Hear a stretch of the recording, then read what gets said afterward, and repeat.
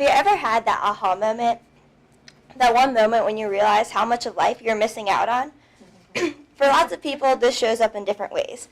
For me, it came in the form of Oreo balls. From the very first bite, I was hooked. I had never tasted or experienced anything quite like these balls of chocolatey goodness. So today, I'm going to share this recipe with you so you can make it and your life can be transformed too. So it's a very simple recipe that belies its delectable taste.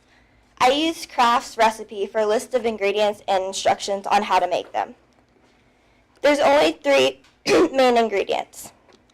So those include, and I have them shown here, Oreos, cream cheese, and chocolate.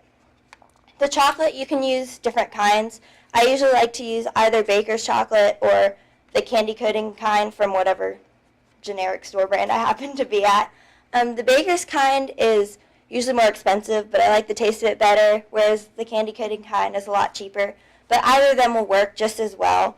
The only thing I wouldn't recommend to use is chocolate chips because those are, they don't melt as well and they don't coat very evenly.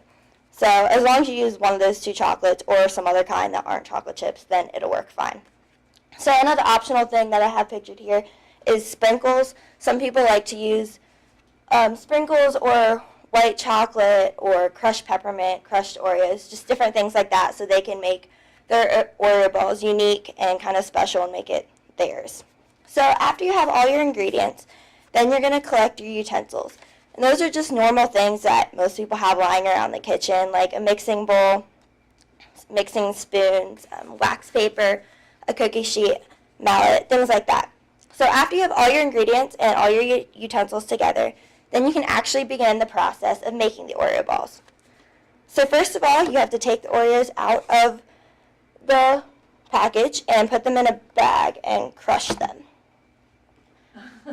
I have it shown here. Usually you use a mallet to crush them. I'm a college student, so I don't have a mallet just lying around my house. So I just use my fist to crush them, and it really doesn't matter as long as they get crushed. The best consistency is usually should be like sand-like. There are going to be chunks in it because of the cream from the Oreos, but after it's crushed, it's good.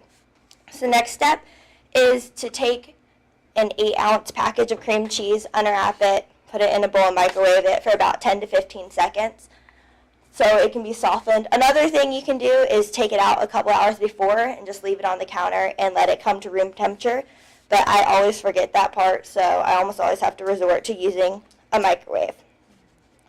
So after that is softened and the Oreos are crushed, then you're going to mix them together in a bowl and basically just use your hands until it becomes this kind of clay-like moldable substance.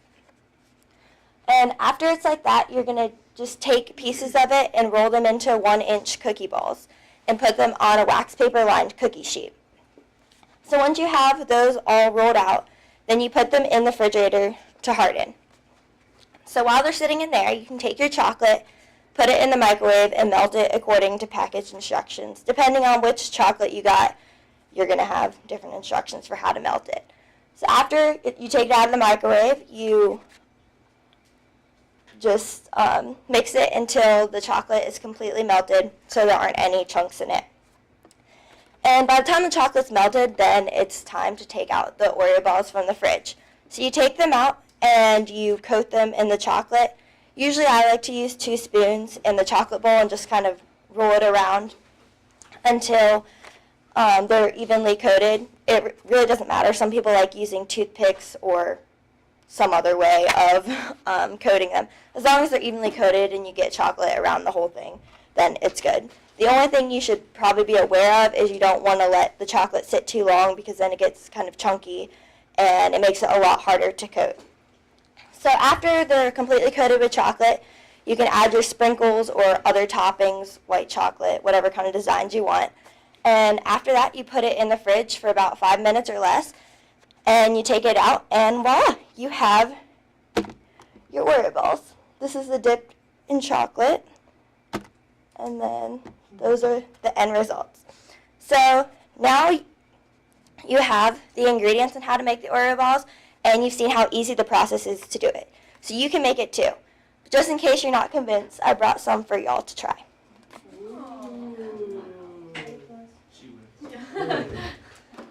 So